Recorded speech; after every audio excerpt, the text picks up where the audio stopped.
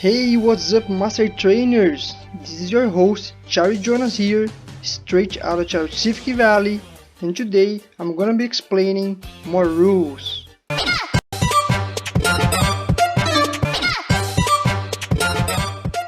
Alright, so let's get started. Today we're gonna be talking about the movement on the board. This will be the first video of this topic, alright? Okay, so without further ado, let's go and put it here as well at the Gamepedia website. Alright, so let's get started. Movement on the board. Moving. To move around, players should use their energy coins in a way that they must flip one coin for each space moved, as far as they are moving more than one space at once. Alright, so remember, when you get started, all we have to do is to pick one backpack, grab our figurine or die, choose our affinity type, and also our starter Pokemon. Then, whether we are using our figurine or our miniature, you're gonna be moving around. And in order to do that, you're gonna be spending energy coins. So, if I just move one space at a time, there's no need for me to flip an energy coin. Although, if I'm here and I decide to go all the way to there and move two spaces, then I should flip one energy coin. One is for free, another one I gotta spend energy. So, in other words, it means that the further I can go, in the best case scenario, will be 5 spaces at a time. So let's say I want to go 1, 2, 3, 4, 5. Then I will have to come here and flip all my 4 energy coins. Alright, let's start from here. So if the player moves just one space at a time, she does not need to flip an energy coin. Just like I said, flipped energy coins are restored up to 4 when the player enters a city space, or if they use a Poké Center or Poké Camp event card, which we're gonna be covering in the rule number 5. Alright, so here in this example, what will happen is that from that point and beyond, I will have no energy coin to move around, which means in practice that I will be restrained to move one space at a time, which will be a problem for me in this case because I'm right next to a city space. And then just by entering a city space, I'll be able to recover all my energy coins. Of course, I'll also be able to go and take all the actions from that space as we saw in the previous videos. And of course, there will be more options within the event cards, just as mentioned. Alright, so let's keep going. When moving, players must count the occupied space by other players. However, if ending at 1, they shall finish the movement skipping one space forward when possible, or backwards in the last case. So this backwards case would be very odd to happen, but it can happen. So let's say there's another player there playing with me. This player is right there. So if I'm moving here, I'll be counting that space as well, even so I'm not finishing my movement up there. So it would be 1, 2, 3. Then I go and flip 2 energy coins. But let's say I'm just moving one space at a time and I'm right here, so it will be 1. Then it's not possible for me to stop there and finish my movement, so I shall skip one space forward to finish my movement, just like this. Okay? Although, what could happen is like, this guy's right there, I'm right here, and then it's my turn, and in no ways I'm down to go and try my lucky at the event card. So if I'm trying to avoid it, but I also have no energy coins left, in this case I could go one space towards this direction, although I cannot finish the movement here, but I also don't have the boulder badge, which would allow me to enter the green region. So in this case my only option would be finishing the movement backwards, which would bring me back to the space I was before. Alright, so that's pretty much the only case where if there was a chip right there, assuming that this chip was flipped, so I would be moving 1-1, not able to go further, coming back and returning to the same spot I left, and this way I would be able to flip this one up. Okay, because it would be the same of leaving the space and entering it again. So besides that, I don't actually can think about any other example where you would be ending the movement one step backwards. Alright, so let's keep going. Players can only share city spaces, and they should always move towards one direction only. Alright, so that should sound very obvious, okay? So of course there's no room in those other spaces for players to share. The only ones that have room enough are of course the city ones. Alright, so that's no big deal. So players can share the city spaces. And just like I mentioned before, players shall choose one direction only to move. Alright, so if I'm here, I can either go that way or this way. I could never go like 2 spaces forward and 1 space backwards in the same move. Alright,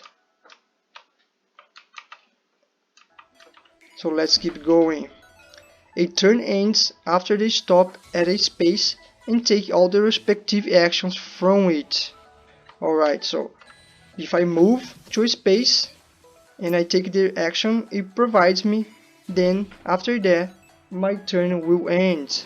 So right here, by flipping up the chip and facing this Pokemon, my turn ends. Or if I'm moving to a city, just after challenging the gym leader or drawing my cards, my turn will also end.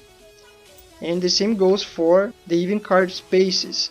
So by moving there and drawing my event card, after that my turn is done. And so it goes. Also, return to the start space, the yellow one, is not allowed unless they reset the map, which is going to be rule number 9. And players must move from a Pokeball or event card space next turn. They can remain still except if they are using an event card. Alright, so here it says that if I'm here and I catch them all space, I gotta move on my next turn. Right, so let's say I just beat this one up, then I'm going to draw another one. So by remaining still, this chip won't be flipped up. Okay, I have to leave and then enter again this space in order to flip it up. Alright, wow, we just found a mythical one.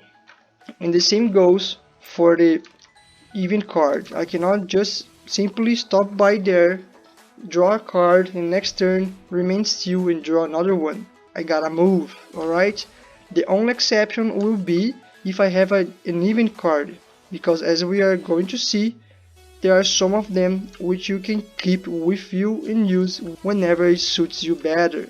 Although this won't allow me on next turn to draw another event card, because I was still here in the previous move. So I could just remain here a little longer, which will not grant me access to another draw. I still have to move from this space and enter it again if I still want to draw another one. Oh, and by the way, if you also want to become an etymology master just like me and get to know the words behind cosmog's name origin, which are cosmos and Smog, making this Pokemon the Cosmic Smog. You should check it out, my Etymology Master online course. I'm gonna be leaving a video up there in the cards where you can learn more about it.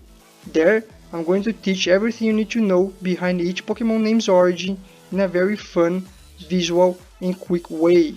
So don't forget to check it out. Alright, so let's keep going. Let's talk about Pokemon spots.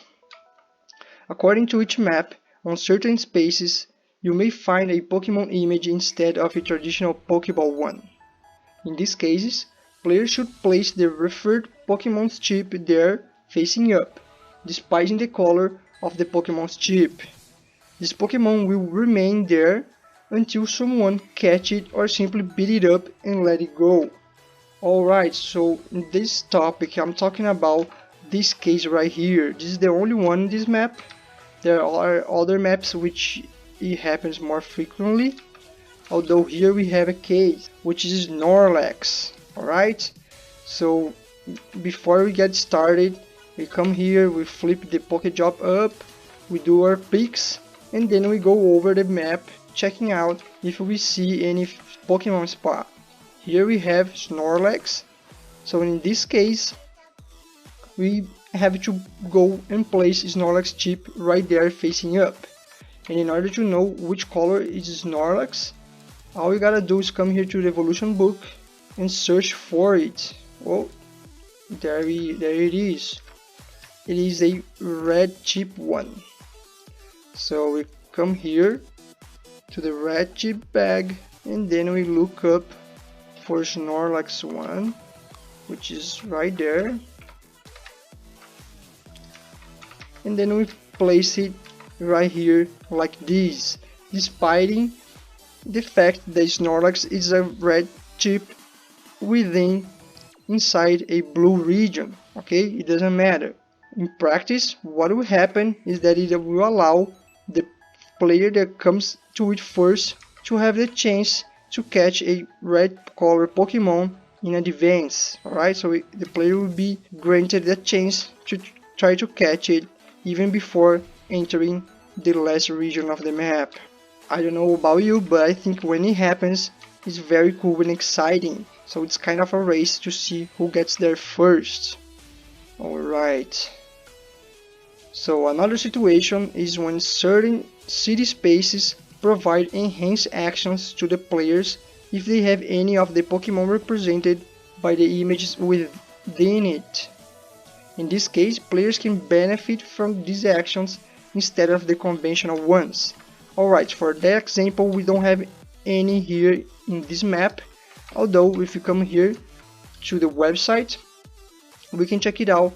There is a Johto map example. Alright, so here in this example, in Azalea town, the main action of this city will be drawing 2 item cards. Alright, although if you have any of these Pokemon, Slowpoke, Slowbro or Slowking, you'll be granted enhanced actions instead. So instead of drawing up to 2 item cards, you'll be able to draw up to 4 of them and also recover all your Pokemon without a dice roll, which is the standard case for this city space. And this situation will also happen in other different maps. So far so good. I don't think we covered anything that complicated. Alright. Don't forget that there is an epic version of this map right here, which regards a crossover between Lord of the Rings and Pokemon. So if you always wondered how cool it would be to be a Pokemon trainer in Middle-earth, you don't have to wonder anymore. I'm gonna be leaving a video up there in the cards as well, so you can check it out and get to know more about this map. And if you don't want to lose any new content, make sure to follow me on social media.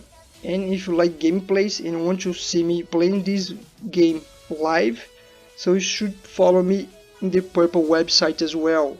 There, pretty soon, I'm gonna start streaming gameplays almost every day.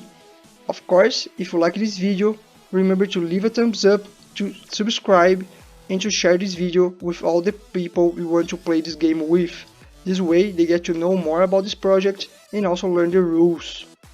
and you will be also helping me out to reach my next goal of 8,000 subscribers. And here in this channel, every time I reach my goal, you guys earn a prize. This time, when I reach 1,000 subscribers, I'll be starting with new content and gonna be releasing another mini-map for you to play. Don't forget to check it out, the links in the description for everything I mentioned so far, and also to find a list of very cool products I recommend. And don't forget that you can download all the game files. You need to print out and assemble your own physical version of the game. All you have to do is go to pokemonmastertrainer.com and click here on this download button. It will lead you to my Google Drive and request for access.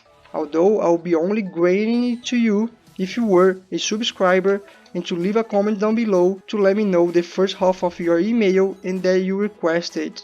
Alright? It's for free. All you have to do is those two simple steps. Be a subscriber and leave a comment down below to let me know which email is yours. So that's it for today. I hope you guys like this video and I see you on the next part.